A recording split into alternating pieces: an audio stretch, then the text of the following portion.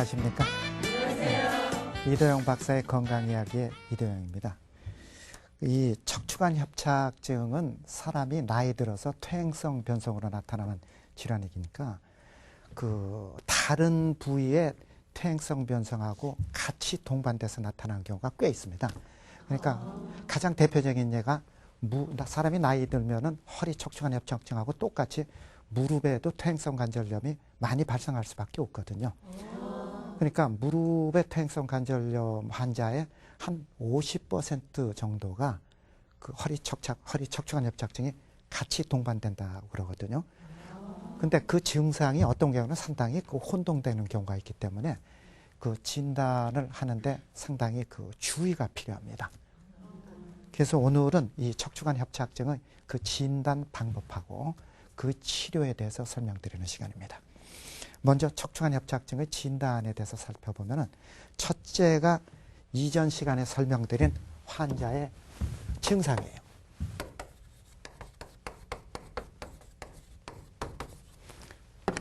증상을 다시 한번 강조해 드리면은 그 걷다 보면 다리가 힘이 빠진다.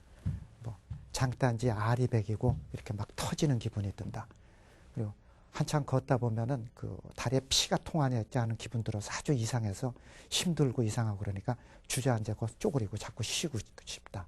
안 그러면 자다가 보면은 다리에 쥐가 자주 난다. 또 그리고 발바닥에 뭐 감각이 이상해지고 화끈 거부리는 기분이 든다. 이런 여러 가지 증상이 나타난다고 설명드렸잖아요. 예. 그리고 또 하나 특징적인 거는 이런 증상이 점차 심해지면은 보행 중에 점점 증상이 심해지니까 더 이상 견디지 못하고 가다가 쪼그려 앉아서 쉬고 그러면 또 2, 3분 쉬다 보면 증상이 좋아지니까는 또 걷고 걸으면 또 증상이 또 나빠지니까 또 쪼그려 앉아서 쉬고 이런 증상이 반복적으로 나타난다고 설명드렸어요. 그러니까 지금 설명들은 이런 여러 가지 증상이 나타나면은 첫 번째로 척추관 협착증을 의심해야 된다. 이런 뜻이거든요. 그리고 두 번째가 의사에 의한 진찰인데 그 중에서 여러분들이 기억해야 할 몇 가지, 한두 가지를 좀 설명해 드리겠습니다. 허리 디스크 환자가 증상이 심해지면 발가락 힘이 약해지고 감각이 둔해집니다. 아주 심한 사람은 발가락 힘 없다. 여기 감각 둔하다. 발가락에 그 얘기하는데 척추관 협착증 환자는 다리 힘이 약해지고 감각이 이상하다. 환자분들은 이런 얘기를 자꾸 얘기하는데 실제 검사해 보면은 그 힘이나 감각은 아주 정상이거든요. 그러니까 척추관 협착증하고 허리 디스크의 큰 차이점이 그거예요. 허리 디스크는 실제로 힘도 약해지고 감각도 둔해지는데 척추관 협착증 환자는 말은 그렇게 하시지만은 실제 힘이나 감각은 정상이다. 그런 뜻이거든요. 그리고 또 하나 또 특징적인 거는 허리 디스크의 일반적인 진찰 방법이 아픈 다리를 들어 올리는 하지 직거상 검사라는 게 있습니다. 한번 사진 볼까요? 여러분도 집에서 얼마든지 하실 수 있어요.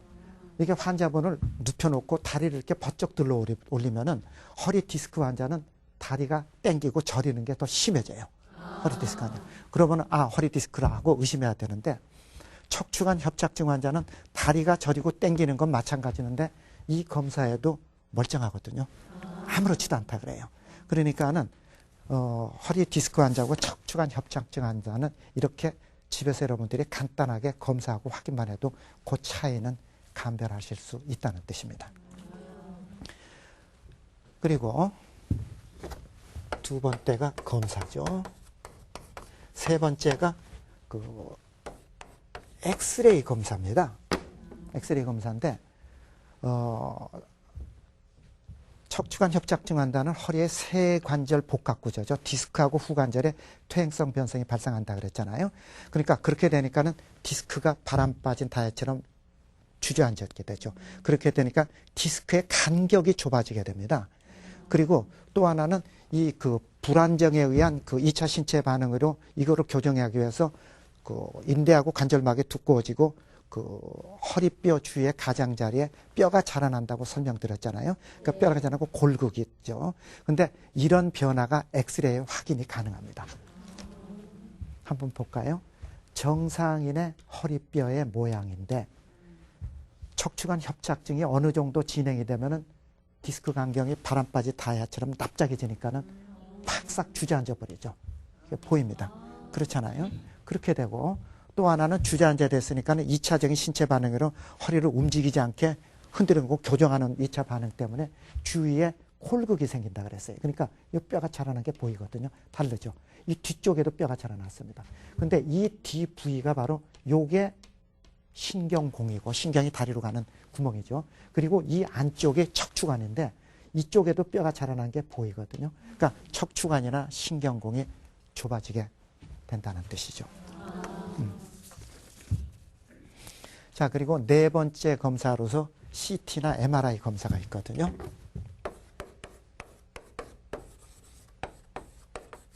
이 검사는 너무나 유명하니까 여러분들 모르는 사람 없을 거예요. 그러니까는 이 CT하고 MRI가 개발되기 이전에는 척추관 협착증이라는 병명이 없었습니다. 검사법이 정확하지 않으니까 그냥 허리 디스크로 그냥 둘이 뭉쳐가지고 한 묶음으로 같이 진단병으로 됐는데 이 CT하고 MRI가 개발되고 나서 척추관 협착증이라는 병명도 새로 생겨난 거나 마찬가지거든요. 그러니까는 이 검사는, 이 두 가지 검사는 척추관 협착증의 진단에 엄청 중요할 뿐 아니라 그 치료 방법 그리고 수술 후의 예후 판정에다도 절대적으로 필요한 검사예요. 그러면은 한번 좀 그림 볼까요? 이미 다 써 있죠. 정상 허리 디스크 환자의 CT 모양, 척추관 협착증 환자의 CT 모양 위에서 본 겁니다. 가운데 척추관에 구멍이 보이고 가운데 신경통을 척추신경 지나가는 모습 까만 거 보여요. 자, 허리 디스크 환자는 디스크가 삐져나왔어요. 보이잖아요. 이거에 대해서 이거 삐죽삐죽한 거 보여요. 이쪽이 오른쪽이고 이쪽이 왼쪽입니다.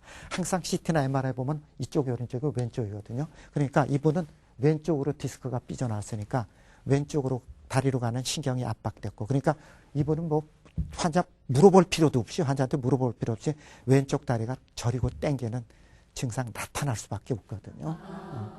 그리고 그러니까 이렇게 허리 디스크 환자는 다른 부위는 비교적 정상인데 튀어나온 디스크에서 신경이 압박되는 현상을 얘기하고 오른쪽 척추관 협착증 보면은 모양 자체가 다르거든요.